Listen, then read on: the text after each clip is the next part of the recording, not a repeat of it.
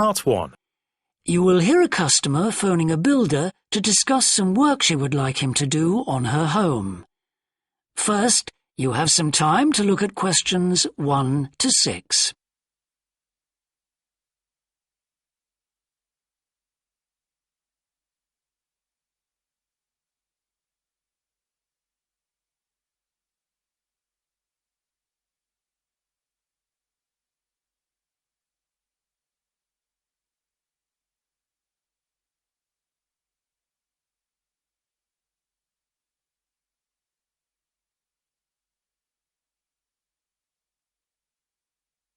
Listen carefully and answer questions 1 to 6.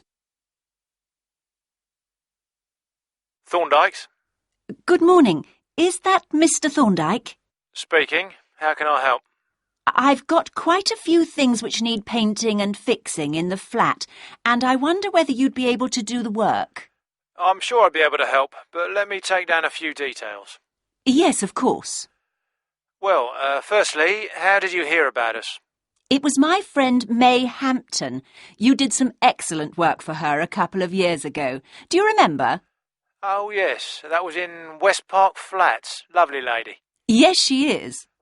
And what's your name, please? It's Edith Pargeter. Edith. Can you spell your surname, please? It's Pargeter. Double T, right. And do you live in West Park Flats as well? No, actually, it's East Park, flat 4. Oh, right. That's over the road, I seem to remember. Quite difficult to get to. Yes, it's at the back of the library. Right, I know. And what's your phone number? 875-934, but I'm out a great deal in the afternoons and evenings. So would the best time to ring you be in the morning? Yes. Fine, I've made a note of that. Can I just ask, I'll be in a van, and I know parking's rather difficult round your flat. Where would you recommend? Well, I always tell people in larger vehicles to park by the post box on the other side of the road from the entrance. Good, thanks. And will you be able to give me a full itemised quote?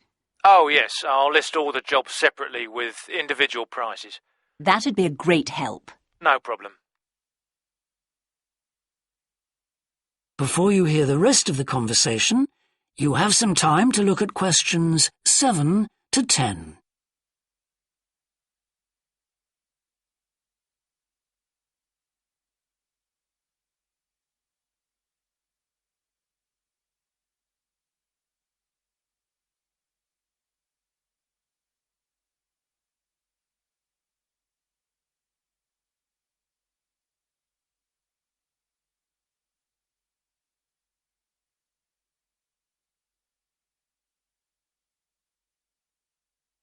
Now listen and answer questions 7 to 10.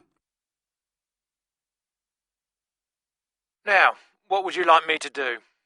Firstly, and most urgently, is in the kitchen. With all the weather damage, the glass in the door has cracked and I'd need that fixing. I presume you mean replacing? Oh, yes, and as soon as possible. What I'll do is come round tomorrow morning and do that immediately. Oh, thank you so much. The other things aren't so urgent, but... Now, I'll make a note of everything you want doing. Well, in the kitchen, I'd like some painting doing.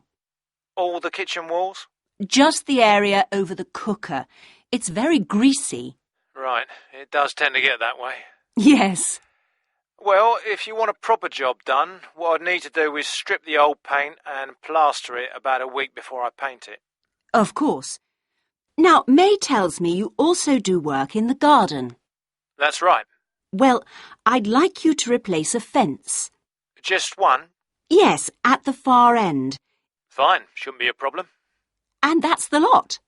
Fine. Yeah, as I say, I can come round tomorrow morning to look over things with you. Well, that's great, thank you. So, I look forward to seeing you tomorrow at...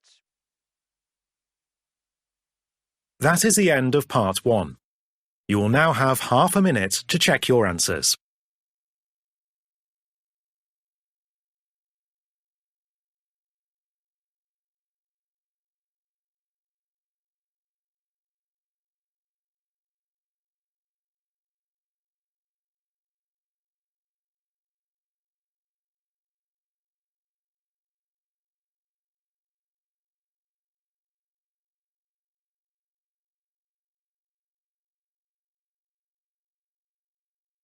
Part 2. You will hear a recorded talk giving an introduction to the historical theme park of Manham Riverport in England. First, you have some time to look at questions 11 to 15.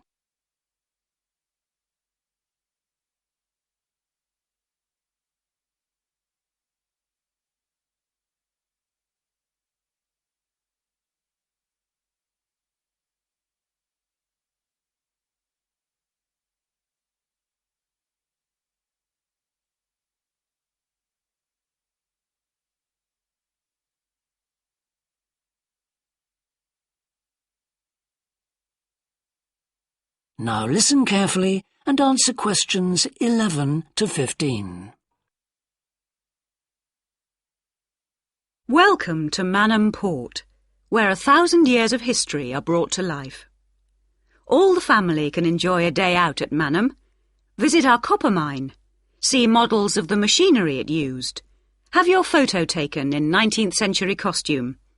Experience at first hand how people lived at different stages throughout history, and especially how children studied, worked and played. The port of Manham is located in beautiful and peaceful countryside, on a bend in the great River Avon, and developed here because it's the highest navigable point of the Avon. Boats can go no higher up this river, and proved a handy place to load and unload cargo to and from the sea, which is over 23 miles away. A small port was already established here when, about 900 years ago, tin was discovered nearby, though it wasn't until the Industrial Revolution, when a tremendous need for metals of all kinds developed, that Manham expanded to become one of the busiest ports in the country. And because it was already so busy, prospectors began to look for other minerals, and by the end of the 19th century, lead, copper, manganese and arsenic were added to the cargoes leaving Manham. In the early days, the ores had been smelted or processed in the same area they were mined. But as demand grew, the smelting process required huge factory furnaces or fires to melt the metal from the rock, and there was not enough coal in the local area, so the rocks containing minerals had to be shipped long distances. Sadly, in the 20th century, the great port of Manham declined, and thousands of workers were forced to emigrate out of the area. The building at the port fell into disrepair, and the place became almost forgotten. But then the Manham Trust was formed to conserve the historical resources of the area.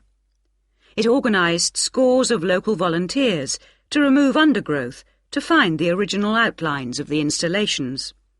It then brought in paid professionals to match installations with maps of the original port complex and to set about reconstructing it.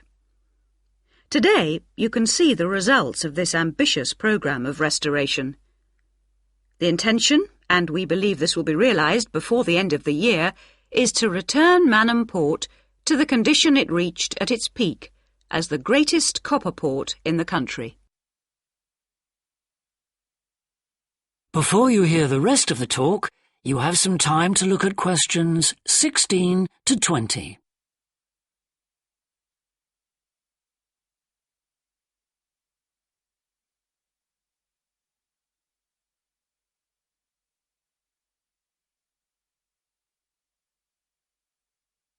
Now listen and answer questions 16 to 20. But what can you do and see on your visit today? Here are just a few highlights. We suggest you start with the visit to the copper mine. Travel on converted mining trains and journey into the depths of the mountain along seams once worked by hundreds of miners. Watch out especially for the great pumping machines which rid the mine of water. But please be warned that, like all mines, ours is very dark and closed in, and we do say that children under 5 and also dogs should not be taken into the mine. The next recommended visit is to the village school. While looking round the classrooms, take a special look at our display of games, which is one of the largest in the world.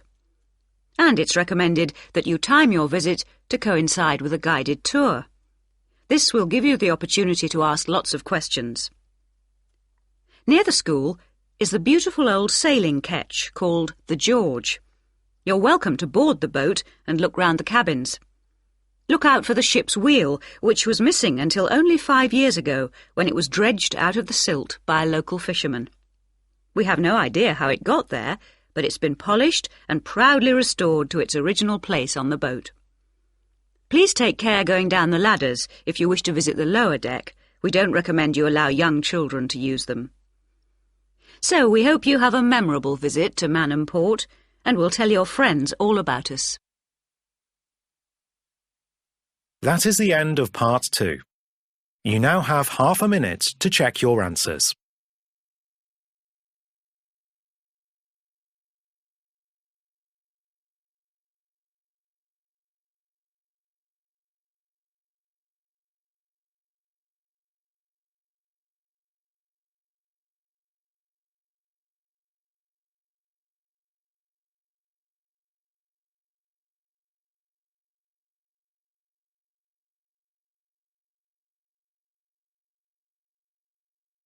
Part 3. You will hear two psychology students called Tim and Laura talking about Laura's work placement. First, you have some time to look at questions 21 to 24.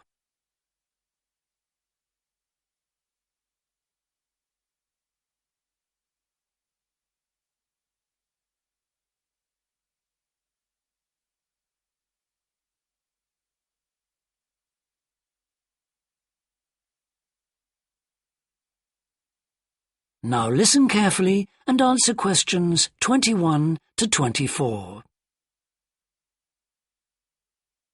Hi, Laura. Could you spare a few minutes to talk about the work placement you did last summer? I'm thinking of doing one myself. Hi, Tim. Sure. Didn't you do yours at an environmental services company? That's right. It's only a very small company, and they needed someone to produce a company brochure. And I wanted to get some business experience, because I'm interested in a career in occupational psychology in a business environment. It was good, because I had overall responsibility for the project. What kind of skills do you think you developed on the placement? I mean, apart from the ones you already had. Did you have to do all the artwork for the brochure, the layout and everything? We hired the services of a professional photographer for that. I did have to use my IT skills to a certain extent because I cut and pasted text from marketing leaflets. But that didn't involve anything I hadn't done before. Do you think you got any better at managing your time and prioritizing things? You always used to say you had trouble with that. Oh, definitely. There was so much pressure to meet the project deadline. And I also got better at explaining things and asserting my opinions, because I had to have weekly consultations with the marketing manager and give him a progress report. It sounds as if you got a lot out of it then. Absolutely. It was really worthwhile.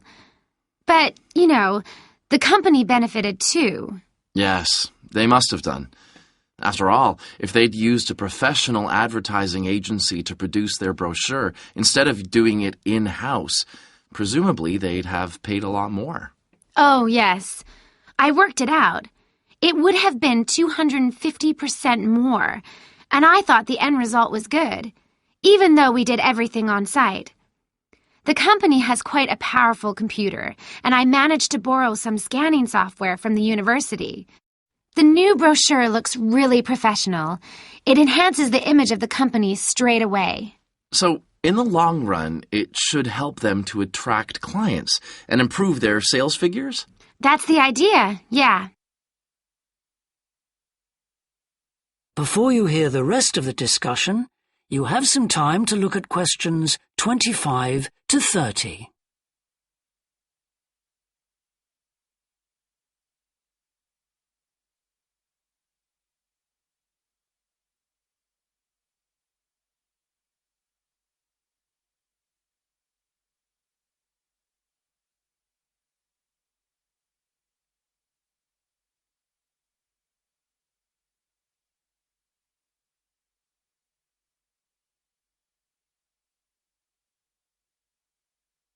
Now listen and answer questions 25 to 30. Well, all in all, it sounds very positive. I think I'll go ahead and apply for a placement myself. How do I go about it? It's easy enough to do, because there's a government agency called STEP, S-T-E-P, that organizes placements for students. You should start by getting their booklet with all the details. I expect you can download one from their website. Actually, they've got copies in the psychology department. I've seen them there. I'll just go to the office and pick one up. Right. And then, if I were you, after I'd looked at it, I'd go over all the options with someone. I suppose I should ask my tutor's advice. He knows more about me than anyone. One of the career officers would be better. They've got more knowledge about the jobs market than your personal tutor would have. Okay. And then, when you know what you want, you can register with STEP. You'll find their address in the booklet. And once you've registered, they assign you to a mentor who looks after your application. And then I suppose you just sit back and wait till you hear something? They told me at the careers office that it's best to be proactive and get updates yourself by checking the website for new placement alerts.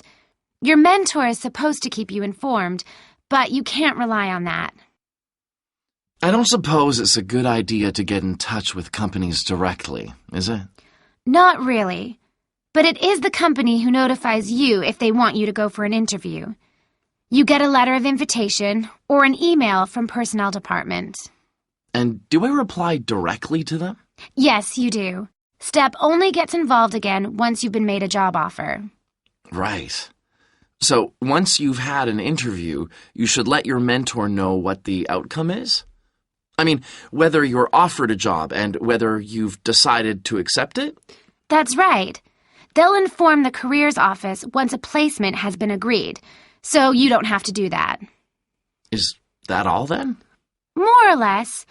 Only once you've accepted an offer, you'll probably have to supply a reference, because the placement will be conditional on that. And that's something you should ask your own tutor to provide. He knows about your academic ability and also about your qualities, like reliability. Well, thanks very much for the information. I'm starting to look forward to... That is the end of part 3. You now have half a minute to check your answers.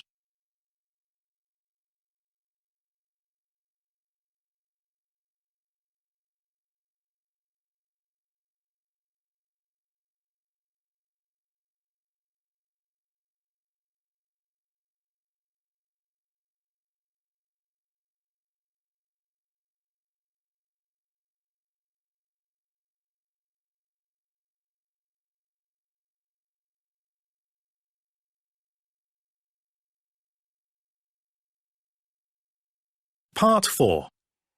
You will hear a woman talking to a group of first-year science undergraduates about the developing science of nanotechnology.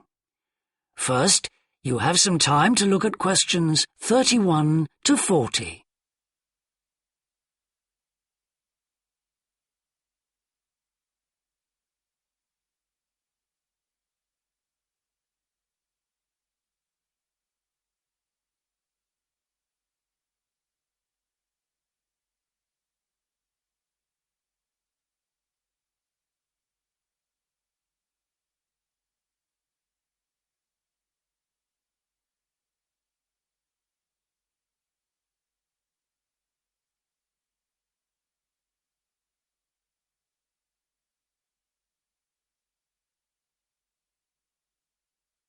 Now listen carefully and answer questions 31 to 40. Today we're going to look at an important area of science, namely nanotechnology. So, what is it? Nano means tiny, so it's science and engineering on the scale of atoms and molecules. The idea is that by controlling and rearranging atoms, you can literally create anything. However, as we'll see, the science of the small has some big implications, affecting us in many ways.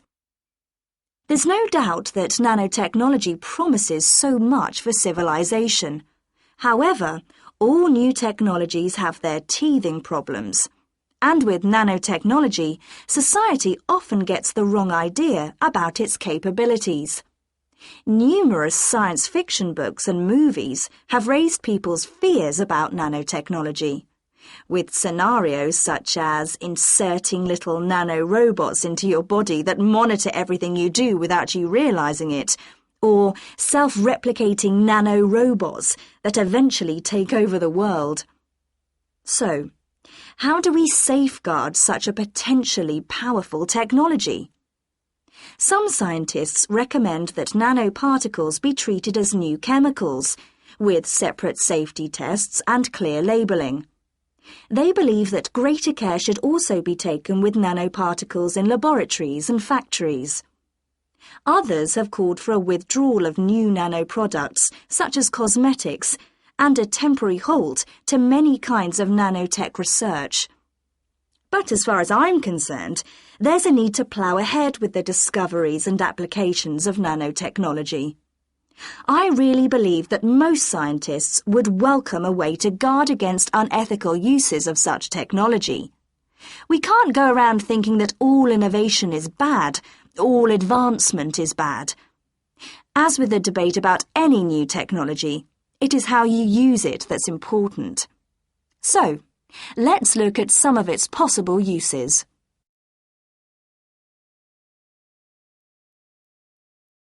Thanks to nanotechnology, there could be a major breakthrough in the field of transportation, with the production of more durable metals. These could be virtually unbreakable, lighter, and much more pliable, leading to planes that are 50 times lighter than at present. Those same improved capabilities will dramatically reduce the cost of travelling into space, making it more accessible to ordinary people and opening up a totally new holiday destination. In terms of technology, the computer industry will be able to shrink computer parts down to minute sizes. We need nanotechnology in order to create a new generation of computers that will work even faster and will have 1,000,000 times more memory, but will be about the size of a sugar cube. Nanotechnology could also revolutionize the way that we generate power. The cost of solar cells will be drastically reduced, so harnessing this energy will be far more economical than at present. But nanotechnology has much wider applications than this, and could have an enormous impact on our environment. For instance, tiny airborne nanorobots could be programmed to actually rebuild the ozone layer, which could lessen the impact of global warming on our planet. That's a pretty amazing thought, isn't it? On a more local scale, this new technology could help with the cleanup of environmental disasters, as nanotechnology will allow us to remove oil and other contaminants from the water far more effectively. And if nanotechnology progresses as expected, as a sort of building block set of about 90 atoms, then you could build anything you wanted from the bottom up. In terms of production, this means that you only use what you need, and so there wouldn't be any waste. The notion that you could create anything at all has major implications for our health. It means that we'll eventually be able to replicate anything. This would have a phenomenal effect on our society. In time, it could even lead to the eradication of famine through the introduction of machines that produce food to feed the hungry. But it's in the area of medicine that nanotechnology may have its biggest impact. How we detect disease will change as tiny biosensors are developed to analyze tests in minutes rather than days. There's even speculation nanorobots could be used to slow the aging process, lengthening life expectancy. As you can see, I'm very excited by the implications that could be available to us in the next few decades. Just how long it'll take, I honestly don't know. That is the end of part 4. You now have half a minute to check your answers.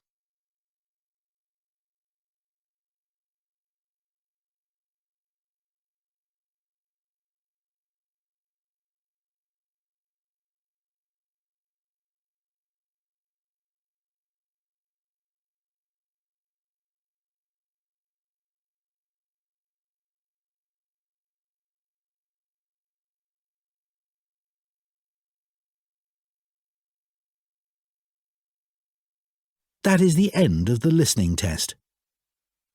In the IELTS test, you would now have 10 minutes to transfer your answers to the listening answer sheet.